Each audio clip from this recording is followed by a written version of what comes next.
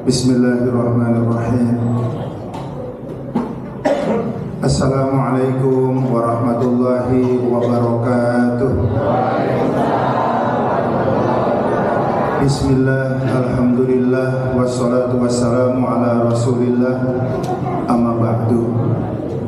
Yang sama-sama kita hormati dan semoga Allah muliakan Bapak Ustadz Dr. Andes Agus Salim selaku Ketua DKM dengan segenap para pengurus, Bapak Ketua LPM, Bapak-Bapak RT, Bapak Ketua RW. Semoga para pemimpin kita tadi RT, RW, LPM di tingkat kita, di lingkungan kita selalu diberikan kesehatan oleh Allah dan diberikan kemampuan untuk terus bisa melayani warganya. Amin ya rabbal alamin. Yang sama-sama kita hormati para alim ulama, para asatidz, para sepuh, para bini sepuh, bapak-bapak, ibu-ibu, adik-adik dan anak-anak sekalian. Semoga kita yang hadir di acara malam hari ini Tarhib Ramadan senantiasa mendapat limpahan rahmat, maghfirah serta ridha Allah Subhanahu wa taala. Amin. Pertama-tama mari kita panjatkan puji kita, syukur kita kehadirat Allah Subhanahu wa taala. Karena sebentar lagi, 4 hari lagi kita akan memasuki bulan penuh berkah, bulan Ramadan. Tentu saja bulan yang sama-sama kita tunggu-tunggu, kita nanti-nanti, dan mudah-mudahan nanti pas ketemu Ramadan, pas kita masuk Ramadan, kita semuanya bisa melakukan berbagai aktivitas amal soleh lebih semangat lagi, agar kalau ibarat pertandingan sepak bola atau event pertandingan olahraga, agar medali-medali itu bisa kita sapu bersih semua. Emasnya sapu bersih, peraknya sapu bersih, perunggunya sapu bersih. Ya, mudah-mudahan kita diberi kekuatan oleh Allah agar khasais, di bahasa spesifiknya keistimewaan Ramadan, semua bisa kita sapu bersih insyaallah. Bapak Ibu yang dirahmati Allah, tadi sudah disampaikan oleh Ustadz Agus bahwa kemungkinan besar kita akan mengawali Ramadan segenap umat Islam dari berbagai ormas, insya Allah sama. Alhamdulillah. Tapi katanya beliau tadi menyampaikan ada kemungkinan lebarannya berbeda juga. Alhamdulillah. Kok dua-duanya alhamdulillah. Memang kita harus begitu. Perbedaan ini harus kita nikmati. Yang lagi sama, alhamdulillah. Lagi beda, alhamdulillah. Kenapa ya? Memang kadang-kadang indah itu nggak selalu harus sama. Indah itu kadang-kadang harus beda. Ya, kalau ibu-ibu adalah perempuan usia nikah, ada seorang laki-laki ganteng, pintar, soleh, kaya raya, pasti idaman kan? Tapi jalannya begini, mau nggak? Tuh, ternyata sama, nggak semua, nggak selalu indah. Ini sama ternyata jadi malah jelek, jadi kayak apa di jalan begini? Katanya kuntilanak, saya sendiri belum pernah lihat jalannya kuntilanak. Oh, ternyata jalan itu biar indah ya gantian. Benar kan? Kadang-kadang sama itu bagus, kalau beda jadi jelek. Bapak-bapak, misalnya nih usia nikah, lagi nyari calon pendamping. Ternyata ada perempuan cantik, pintar, soleh, kaya. Cuman ngedip matanya gantian Pak, ngedip kanan, ngedip kiri, ngedip kanan, ngedip kiri, mau nggak? Nah, ternyata kalau ngedip harus banyak. Jadi sama, kadang-kadang bagus, kadang-kadang jelek. Beda, kadang-kadang bagus, kadang-kadang jelek. Makanya mari kita nyari titik-titik yang bagusnya aja. Bener kan? Dari kita 5, cakep kan? Karena beda. Kalau jempol semua gimana? Bingung kan? Ternyata indah itu kadang harus beda. Mau kemana nih Bapak Ibu? Mau ke Taman Bunga Cianjur. Mau ngapain? Dia mau melihat bunga. Begitu nyampe ke sana, bunganya merah semua. Yakin nyesel? Bunga merah semua mendingan di Depok. Ternyata apa? Taman bunga itu indah. Itu kalau bunganya beda-beda. Benar Pak Haji? Benar juga. Ternyata ada indah itu harus beda. Ada pasangan suami istri, suaminya laki-laki, istrinya laki-laki, indah enggak? Mau ngapain tuh? Suaminya laki-laki, istrinya laki-laki, mau ngapain Pak? Mau main anggar? Suaminya perempuan, istrinya perempuan, cakep enggak? Oh, ternyata yang ini mah indah. Kalau suaminya laki-laki beneran, istrinya perempuan beneran, akan lahir generasi yang kayak begini. Makanya kalau apa yang tadi sampaikan oleh Ustaz Abu Salim, kita Ramadannya bareng, alhamdulillah kita syukuri.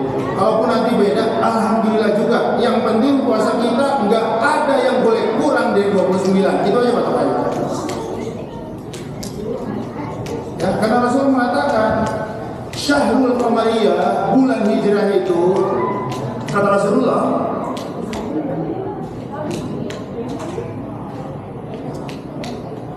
berapa tuh?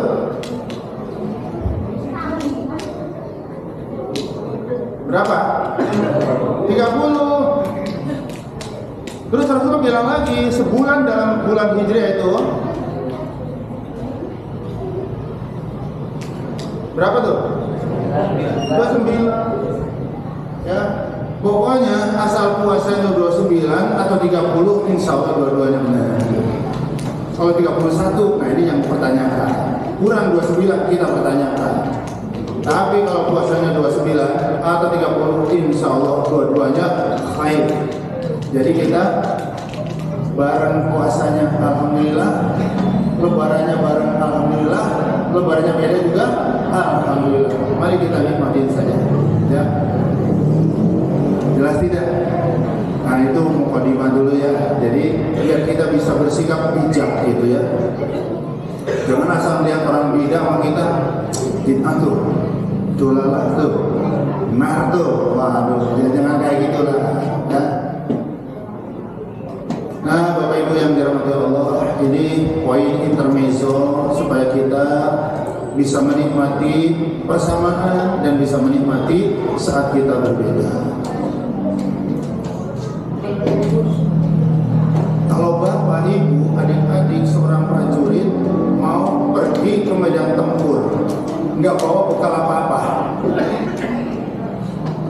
nggak persiapan apa-apa, nggak ada latihan apa-apa, kira-kira hasilnya seperti apa?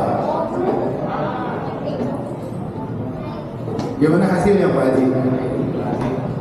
Gatot lah. Tahu Gatot? Gagal total berantakan. Saya, Anda seorang atlet profesional, entah cabang olahraga apapun, bola, voli, tenis meja, lari, atau apapun, nggak ada pemusatan latihan, ujung-ujung dipanggil berangkat ke Vietnam, ujung-ujung dipanggil berangkat kemana? Kira-kira hasilnya seperti apa? Sama seperti prajurit ke medan tempur, nggak melakukan persiapan apapun. Gatot lah. Kenapa? Orang pakai persiapan aja kadang-kadang hasilnya tidak sesuai dengan harapannya Pak Haji. Apalagi kalau nggak ada persiapan sama sekali. Di sini kita jadi bisa memahami bahwa tarikh Ramadan menjadi sangat amat penting. Untuk apa? Supaya kita bisa membekali diri kita dengan sebaik-baiknya agar medali, ini pakai bahasa dunia olahraga, yang dijanjikan Allah di bulan Ramadan nanti bisa kita sapu bersih semua. 11 bulan, nggak pernah kita sebulan khatam. Padahal banyak di Jabodetabek itu yang komunitas one day one juz, 1 hari 1 juz, sebulan khatam, itu jumlahnya sudah lebih 80.000. Kalau nggak ada COVID, biasanya mereka berkumpul di Istiqlal 6 bulan sekali. Keren kan ya? Banyak saudara kita sehari sejuz, sebulan khatam. Kalau kita 11 bulan nggak pernah khatam, sekali Ramadan ya Allahumma bisa, gitu maksudnya. Sapu bersih, jangan sampai Ramadan sekali aja nggak khatam. Bener kan?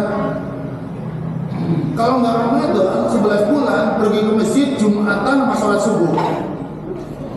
Bulan Ramadan sapu bersih, tiada sholat wajib kecuali pergi ke masjid.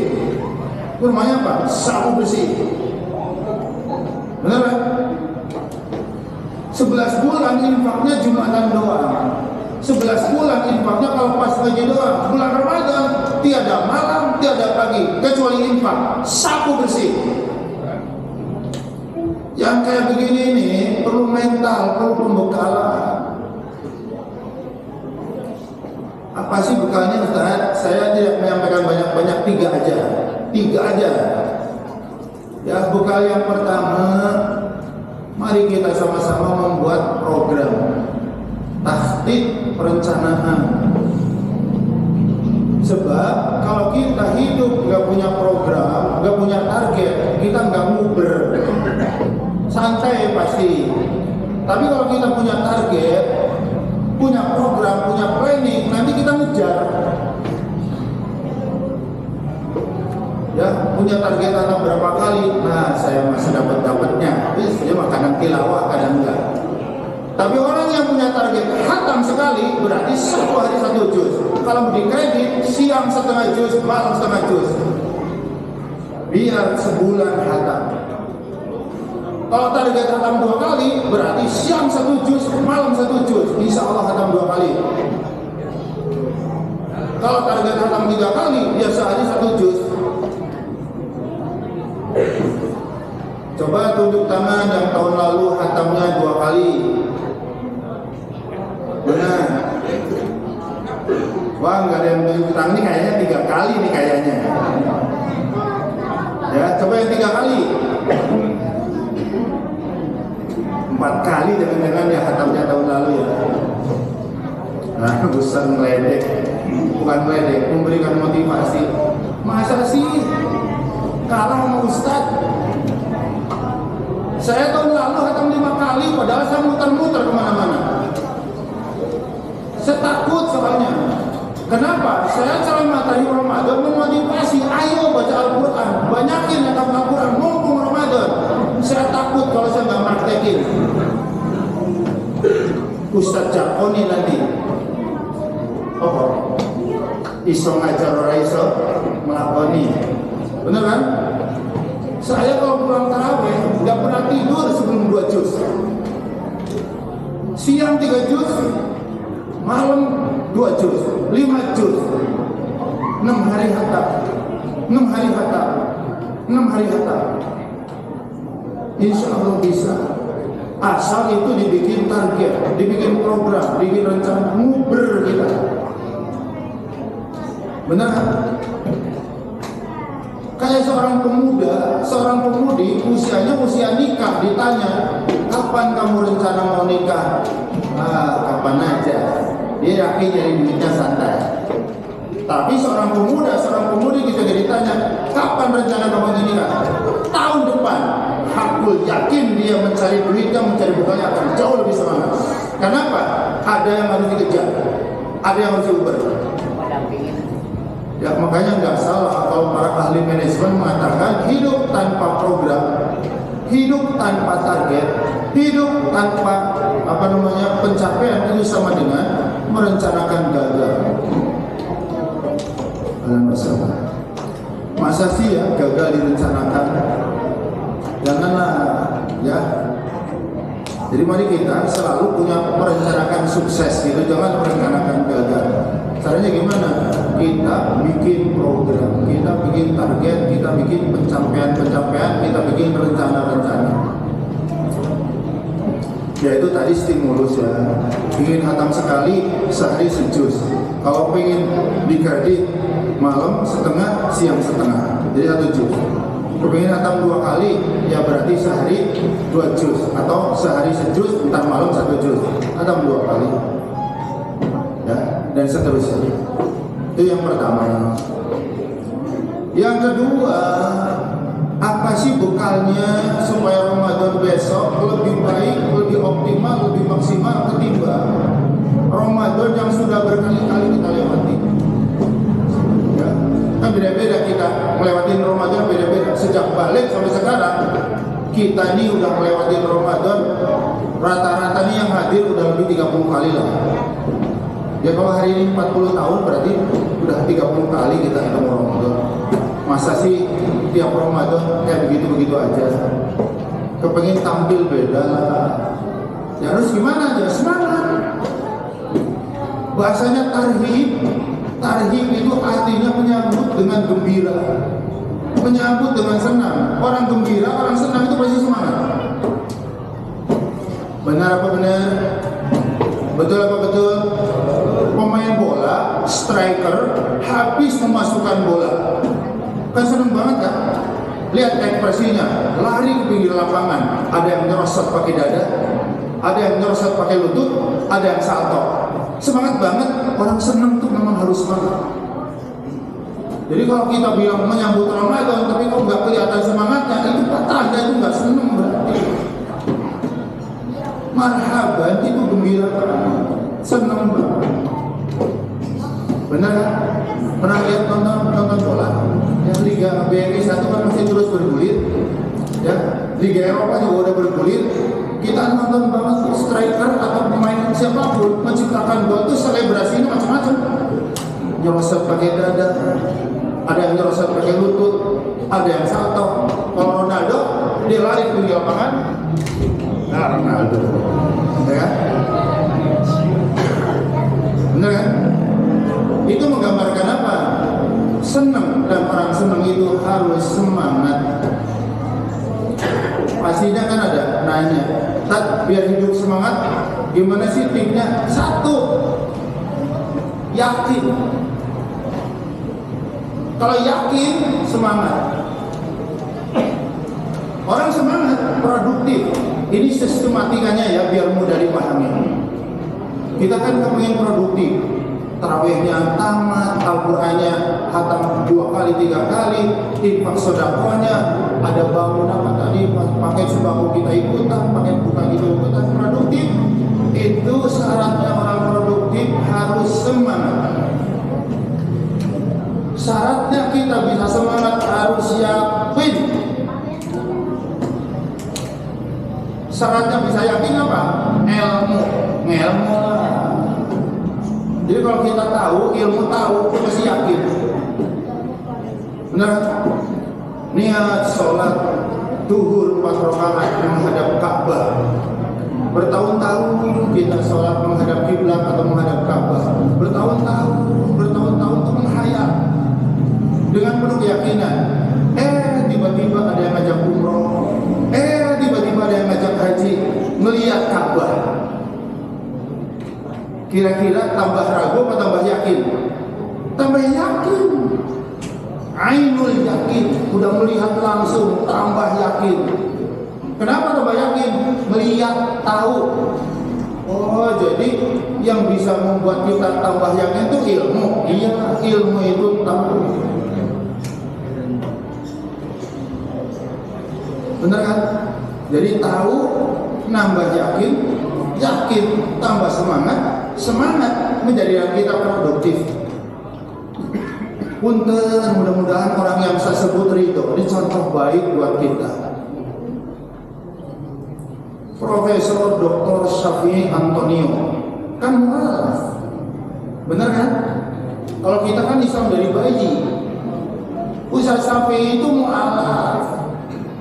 Tapi kira-kira kalau kita bertanya, kira-kira keislaman beliau dengan keislaman kita wawasannya gimana?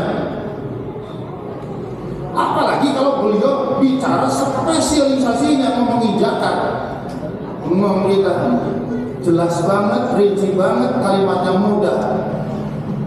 Punya yayasan lembaga kampus tazkiyah, punya usaha. Kenapa beliau produktif? Karena saat mengucapkan 2 kalimat syahadat, dia berawal dari fa'lam, tahu, dia paham konsekuensi di balik kalimat la ilaha illallah. Benar kan? Itu surah 47 ayat 19. Fa'lam annahu la ilaha illallah. Fa'lam, ketahui, berilmu, paham. Karena orang mengucapkan la ilaha illallah itu berarti yang lain buat saya, yang pernah saya pertuhankan, itu semuanya salah. Tuhan yang benar, yang hak, yang wajib saya sembah dan ibadahi, ya Allah. Kalau kita mengucap kalimat syahadat berangkat dari ilmu, tuh kayak Ustaz Sabi Antonio mantep, tuh kayak Ustaz Kirana Handono Biarawati punya mu'alaf center. Kita punya apa? Sekolah nggak punya, pesantren nggak punya, yayasan nggak punya. Padahal Islam dari kecil. Kurang yakin kita? Boleh jadi. Kenapa? Kurang ilmu. Jadi ilmu itu membuat yakin. Luar biasa. Ustaz Sabi Antonio bukunya banyak, punya yayasan ini itu, punya lembaga keuangan syariah. Ya, beliau ada di DSN, Dewan Syariah Nasional MUI. Jabatannya double-double. Kenapa? Emang manusia langka kayak beliau. Ya, jadi ilmu itu menambah kita yakin. Kan beda. Punten mohon maaf. Dengan orang yang memeluk Islam, mengucap 2 kalimat syahadat cuma berawal dari tertarik dengan putrinya Pak Haji, tertarik dengan putrinya Bu Haja. 2 tahun murtad lagi, banyak. 4 tahun murtad lagi, banyak. Kenapa? Dia kurang yakin, sehingga tidak bersemangat. Udah jadi muslim gak pernah ke masjid, udah jadi muslim gak pernah belajar Al-Quran. Kenapa? Karena dia kurang ilmu.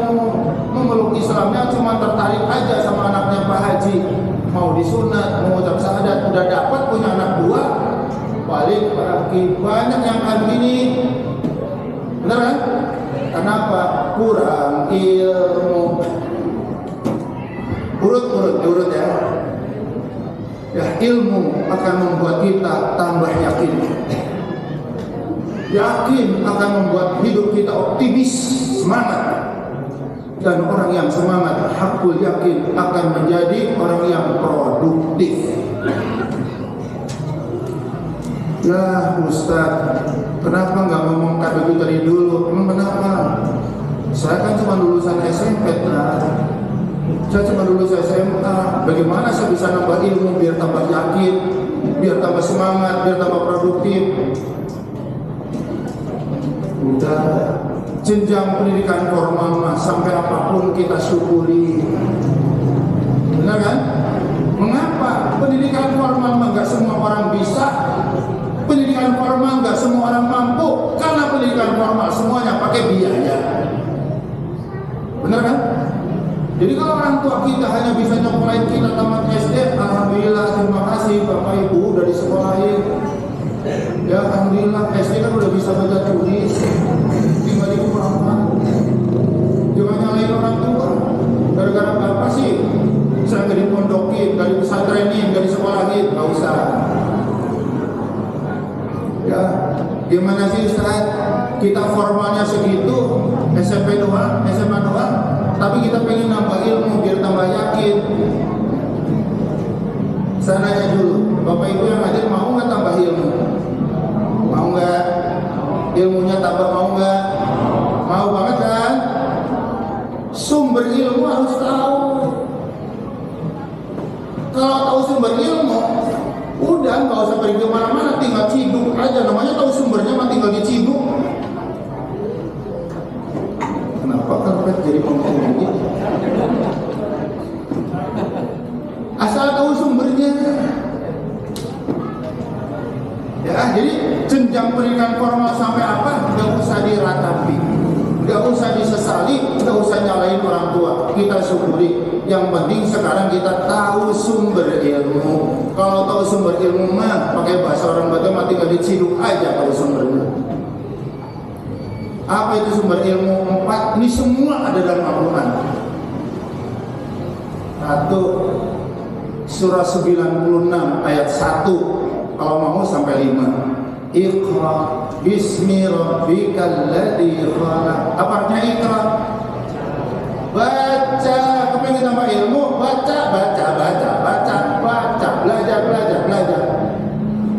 Ibu ke warung, beli terasi, beli bawang, beli cabai dibungkus pakai koran sampai rumah, cabainya diperitilin, dicuci, koran tadi bungkusnya dibaca. Malah lagi ngapain? Lagi baca koran. Yelah, taten banget sih mah, bungkus cabai dibaca.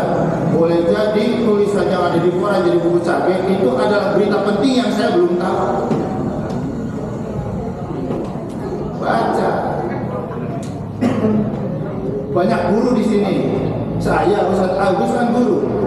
Lihat anak didik kita, guru matematik sama, bahasa Inggris sama, guru fikih sama, guru hadis sama. Kenapa anak-anak di kelas pintarnya beda-beda? Silakan yang ranking 1 tanya. Pasti dia bacanya banyak. Baca sumber ilmu itu 14 abad lebih Allah sudah mengabarkan. Siapa yang meminta tambah ilmu? Baca. Betul apa betul? Dulu ada kuis di RCTI namanya Wants to be Millionaire. Yang bisa menjawab 10 pertanyaan dia akan bawa pulang uang tunai 1 miliar. Benar kan? Siapa pemandu acaranya? Lupa masa. Siapa? Mas Tantowi ya. Itu awal-awal dibuka pesertanya itu bergelar S1, S2, S3. Tapi jarang yang sampai sobat nomor 5, apalagi sampai nomor 10. Gugur 2 pertanyaan, gugur di 3 pertanyaan. Ya, padahal gelarnya S1, S2 luar biasa. Anda masih ingat nggak? Yang bawa pulang uang 1 miliar itu siapa coba? Formalnya cuma lulusan SMP, tinggal di Pulau Gadung, tiap hari jualan koran. Koper. Jadi kalau jam 2 sampai jam 4, Republikanya segini, medianya segini, Kompasnya segini, Pos Kotanya segini. Nanti subuh jam 4, 60 anak buahnya pada datang ngambil, ngasong dari bus ke bus, dari jalan loncat ke jalan. Ya, kalau saya ditinggal ngasong sama 60 anak buahnya kan tidur capek ya. Dia mau Pos Kota dibaca tamat seiklan-iklannya. Republika dibaca tamat, media dibaca tamat, Kompas dibaca tamat. Sekali waktu melihat kuis Wants to be Millionaire, begitu di akhir acara, bagi para pemirsa yang berminat, silakan langsung nomor di bawah ini. Tidak disyaratkan pendidikan. Dia langsung memberanikan diri. Kenapa? Sudah nonton, kayaknya pertanyaannya mudah-mudah deh. Daftar dia ke RCTI penjeruk, ikut, subhanallah, tidak ada lagi. Ya, kamu akan berhenti di soal nomor 9 dan kamu bawa pulang 900 juta. Apa mau nambah nomor 10? Kalau benar kamu 1 miliar, kalau salah yang 900 juta hilang. Terus kan gitu. Dia dengan PD yang mengatakan, lanjut. Kata Tantowi, kalau nanti jawaban kamu nomor 10 salah, 900 juta hilang, kamu gak nyesel? Tidak. Masalah PD banget. Nggak sayang? Tidak. Dibaca nomor 10. Coba tebak nih, siapa kira-kira? Ya, siapa nama ketua Mahkamah Internasional yang bermarkas di Den Haag, Belanda? Ini masalah antar negara. Ya, harus cari pengadilannya di Belanda. Siapa ketua Mahkamah Internasional yang markasnya di Belanda? Siapa? Nggak Jangan-jangan nih bapak-bapak, adik-adik ditanya Ketua Mahkamah Agung RI juga kayaknya nggak ingat. Dia menjawabnya seperti tidak berpikir, langsung jebret. Tantowi langsung melihat pertanyaannya, ketawa dia. Kamu yakin? Yakin. Ini aja, saya ingatkan nih kata Tantowi. Kalau ini salah, 900 juta hilang. Nggak apa-apa? Nggak apa-apa. Kamu nggak mau nanya? Kan ada tuh yang di studio, yang duduk, boleh ditanya minta bantuan. Enggak. Pede banget kan? Kamu boleh telepon minta tolong kepada siapa yang dianggap bisa membantu kamu menjawab nomor 10. Nggak mau dia. Diwolak-walik. Dia tidak bergeming dan yakin banget dengan jawabannya. Akhirnya dia benar membawa pulang 1 miliar. Ingat, pendidikan formalnya cuma SMP. Kok ilmunya luas? Iqra. Paham? Iya. Kita punya, masa orang lain yang ngamalin. 1. Sumber ilmu yang kedua itu surah 7 ayat 204 Al-A'raf. Wa idza quri'al Qur'an fastami'u. Masa mana adik yang tadi? Subhanallah.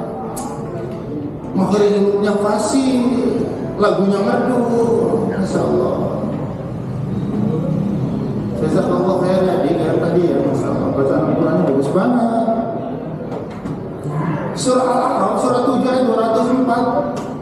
Mau mendengar, nonton TV, dengerin radio, jangan cuma lagunya, dialognya ilmu. Mamah Dedeh itu ilmu, Aisyah Dahlan itu ilmu, Indonesia Damai Indonesia itu ilmu. Dengerin tausiah kayak gini, dengerin, jadi ilmu. Benar apa benar? Tarawih ada kultum. Jangan tarawih dulu pas kultum pada pulang. Dengerin, pastilah 1-2 nanti ada yang baru buat kita. Benar apa benar? Kalaupun mungkin yang disampaikan sudah pernah dengar, saya sudah tahu, ya. Duduk mendengarkan ilmu 1 jam, itu pahalanya lebih baik, lebih bagus, lebih baik, lebih besar ketimbang sholat sunnah 1000 rakaat. Sanggup nggak sholat sunnah 1000 rakaat? Tarawih 11 rakaat di Mekah sama di Madinah aja tambah hek-hek ya Ustaz Agus ya. Yang ngantuk saya jujur kan. 1 rakaat setengah juz. Habis sholat isya pulang. Jam 10 baru mulai tarawih. Selesai jam 1. Bayangin ya. Kalau belum terbiasa. Lah kalau 1000 rakaat berapa lama itu? Ternyata yang di pahala sholat sunnah 1000 rakaat cukup duduk di majelis ilmu 1 jam. Kultum cuma 20 menit, masih tinggal pergi. Ya, memakmurkan masjid, mendengarkan ilmu, sekalipun yang disampaikan saya sudah tahu, sudah paham, tapi sekali lagi duduk di majelis ilmu 1 jam, pahalanya setara dengan kita sholat sunnah 1000 rakaat yang saya rasa kita semuanya nggak akan sanggup. Ya udahlah, kalau sholat sunnah 1000 rakaat kita nggak sanggup, tapi kepengen dapat pahalanya, bis duduk di majelis ilmu aja 1 jam. Jelas? Ya. Sumber ilmu yang ketiga surah 16 ayat 43. Fas'alu ahla dzikri in kuntum la ta'lamun. Bertanyalah kepada ahli dzikir. Imam Ibnu Katsir dalam tafsirnya, ahli dzikir itu ternyata ahlul ilmi. Jadi bertanyalah kepada orang yang berkompeten. Yang nanya tafsir, tanyakan kepada ahli tafsir. Nanya fikih, tanya kepada ahli fikih. Nanya hadis, tanya kepada ahli hadis. Nanya tentang resep banyakan, tanya Mas Syekh Juna. Ya Bu ya, Syekh Juna kan yang di RCTI itu. Ya, Masya Allah, cowok-cowok ganteng tapi jago-jago masak. Ya. Saya kadang-kadang tuh heran ya, masak tuh kayaknya umumnya dilakukan oleh perempuan, tapi yang ahli-ahli masak banget ternyata laki-laki. Kenapa ya? Silakan Ibu renungkan. Penjahit itu banyak wanita, tapi penjahit yang top-top itu penjahit itu laki-laki. Perancang banyak perempuan, tapi perancang yang kelas-kelas dunia itu banyak laki-laki sana kan?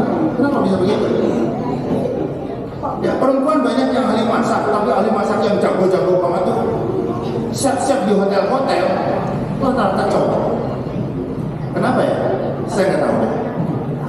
Ya udah muyul, atau pakai bahasa Arab muyul, dia udah punya kecenderungan yang kuat di situ. Ya, dari bertanya. Oke, sumber ilmu udah berapa nih? Yang pertama tadi Iqra.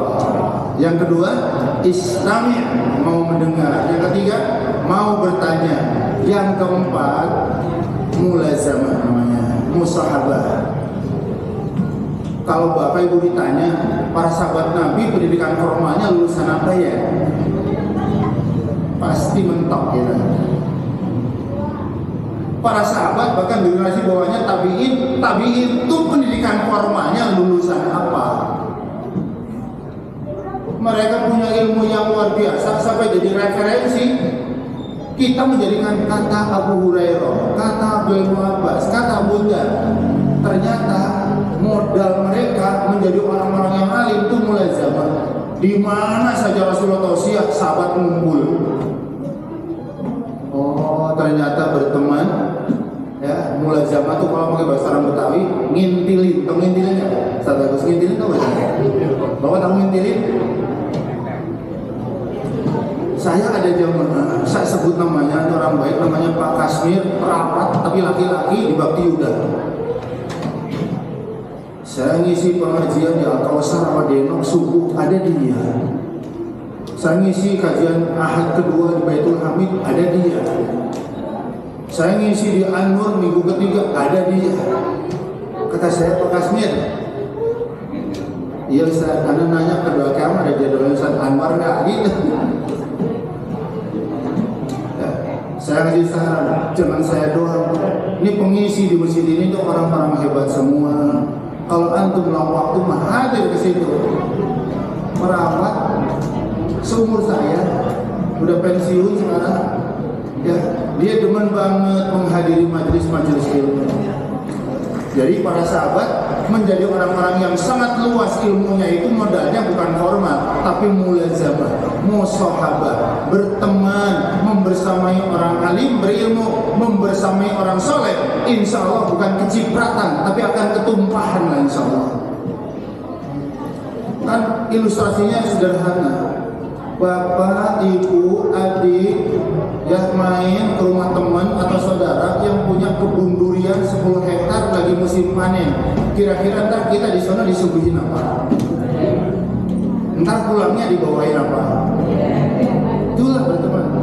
Main ke Cirebon, Indramayu, teman atau saudara yang punya peternakan bebek telur. Nanti kita ke sana disuguhin apa? Telur bakar, telur rebus. Ntar pulangnya dibawain apa? Ya gitu.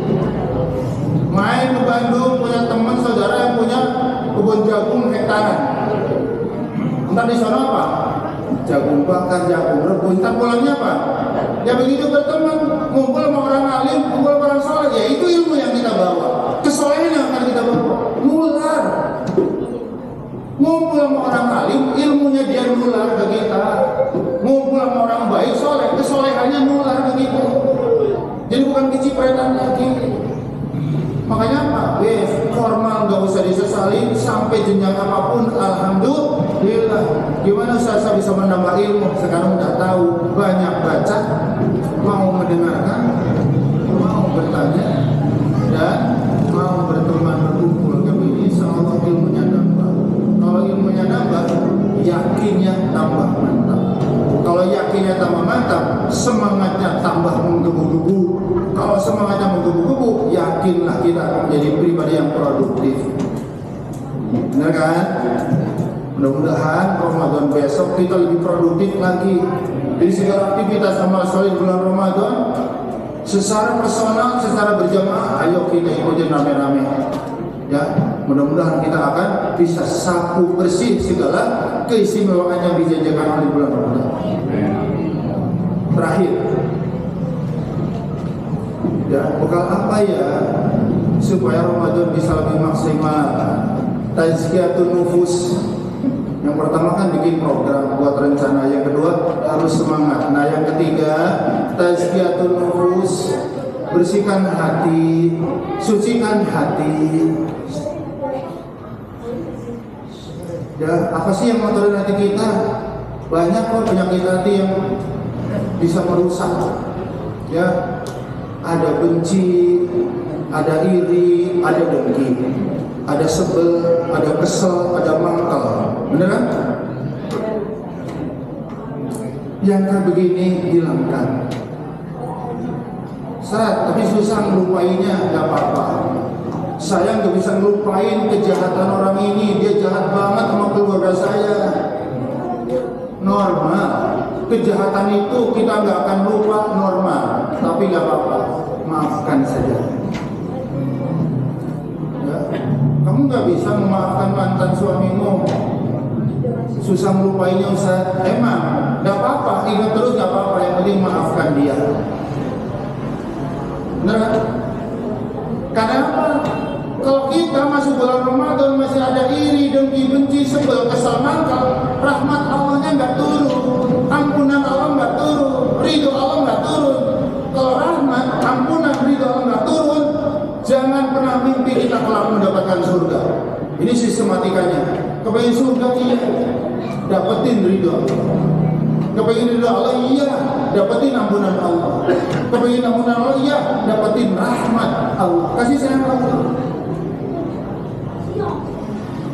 Saya, bapak, ibu membangun rumah tangga cuma di atas cinta. 20-25 tahun usia rumah tangga juga udah mulai goyang gaji.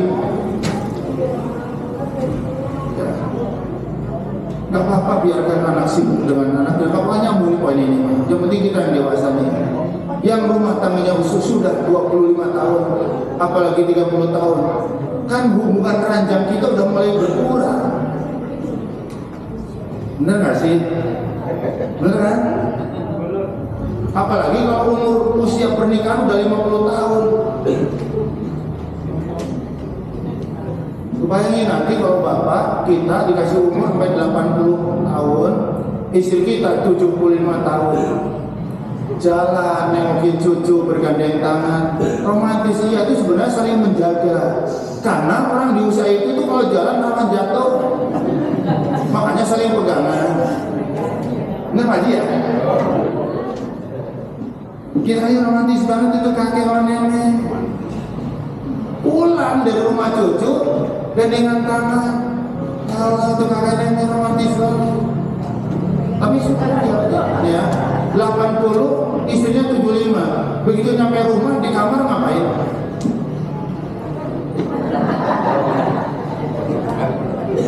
Pak Haji udah senyum-senyum ya. Di kamar ngapain? Kerok-kerokan, balur-baluran minyak gosok, pijit-pijitan semampunya. Kenapa duanya saling setia? Dia udah nggak bisa memenuhi kebutuhan batin saya, tapi saya tetap membersamai dia. Mau dicerai, ada rahmat. Kalau yang punya cinta udah ditendang, tapi yang punya rahmat enggak. Emang dia sudah nggak bisa memenuhi kebutuhan batin saya.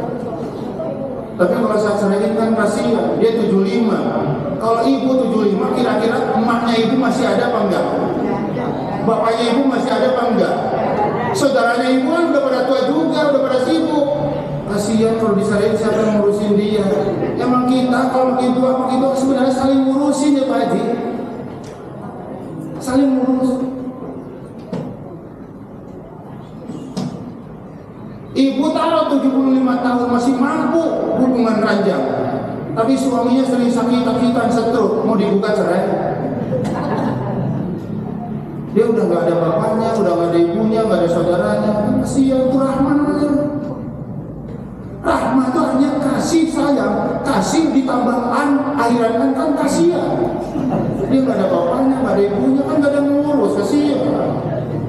Benar dia udah gak bisa memenuhi kebutuhan batinku, tapi dia sudah memberikan 6 anak laki-laki ganteng, 6 anak perempuan cantik. Tuh, itu rahmat. Itu disebut dalam Al-Quran surah 30 ayat 21 populer, wa ja'ala bainakum mawaddatan wa rahmah.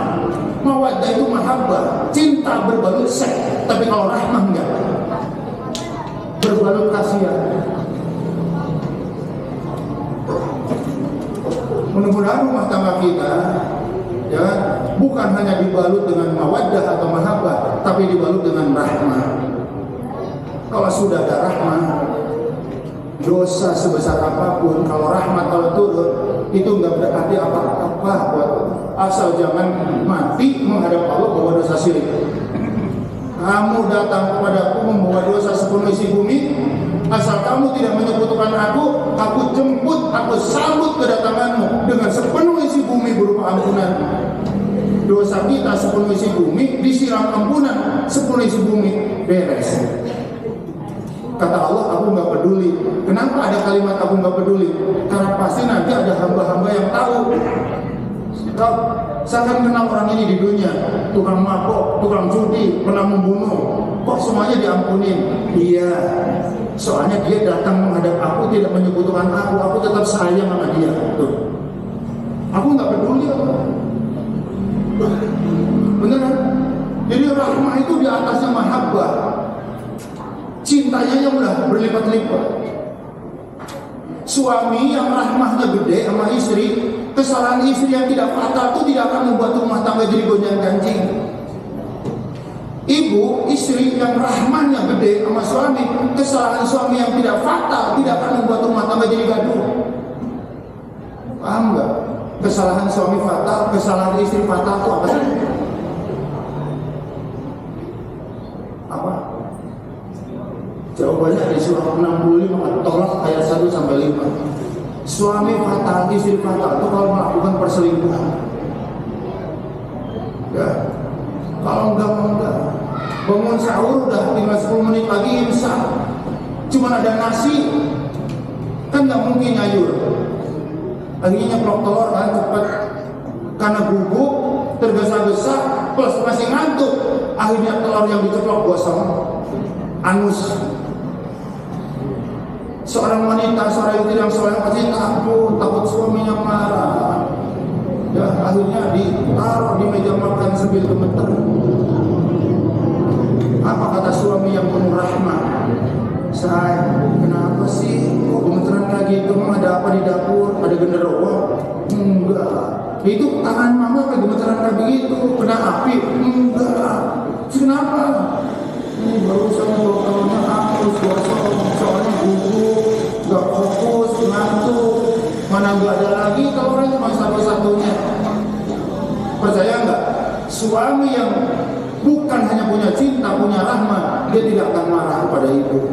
Dia akan bilang, alhamdulillah bu, emang malam ini papa lagi pengen banget sahur pakai ceplok telur yang gosong. Kesalahan itu jadi tidak berarti apa-apa kalau saya sayangnya gede. Contoh yang lebih konkret, mana di sini nggak anak-anak 2 tahun, 1 tahun? Anak 0 sampai 3 tahun bayi itu belum bisa dikasih arahan. Kalau pipis bilang, kalau mau BAB bilang, jangan di sana, jangan di kasur, jangan pas lagi digendong. Bisa nggak?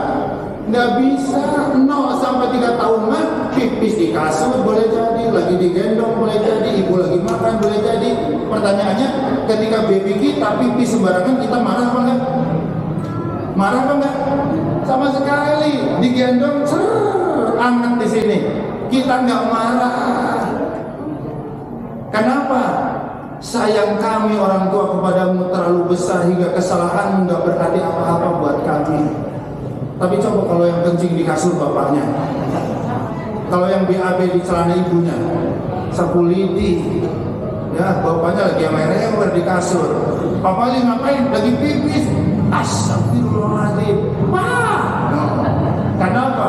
Harus diakui sayang kita sama pasangan kita besar, tapi tidak sebesar sayang kita sama baby kita. Bagaimana dengan rahmat Allah? Makanya kalau turun rahmat Allah, ampunan itu turun. Asal jangan membawa syirik. Kalau ampunannya sudah turun, pasti ridho Allah turun. Surah 98 Al-Bayyinah ayat 7 ayat 8. Radhiyallahu anhu. Kalau Allah sudah menurunkan rahmat, Allah sudah menurunkan ampunan, Allah ridho. Kalau ridho sudah turun juga, insya Allah kita optimis kalau akan mendapat anugerah surga. Anugerah, iyalah. Jangan bilang masuk surga itu prestasi.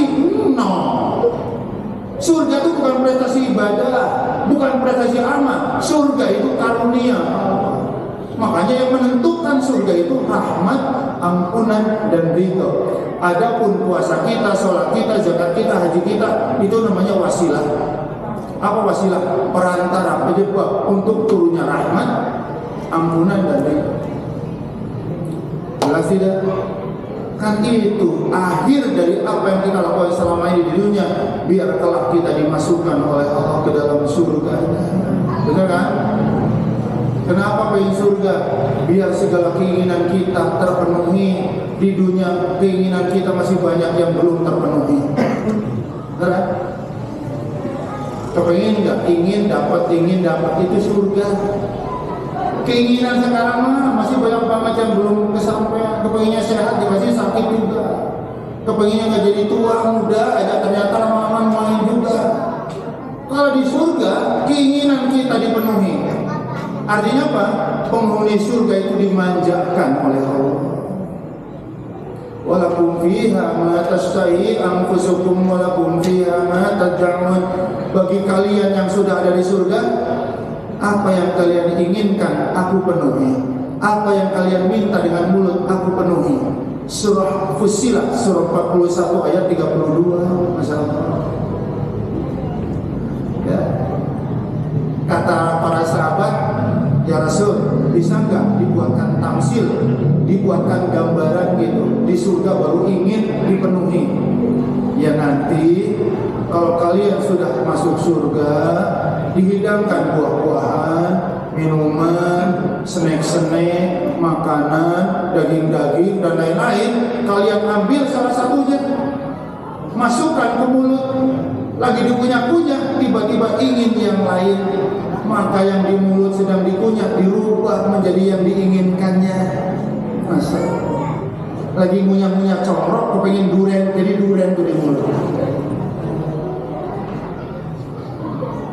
Lagi ngunyah-ngunyah pecel, bayangin spaghetti, jadi spaghetti itu di mulut. Kenapa bisa begitu? Allah tahu kalau makanan, ya, atau hal-hal yang menyenangkan, yang paling enak itu saat kita ingin, saat itu dapat. Jadi antara ingin dan realita itu bareng, baru enak.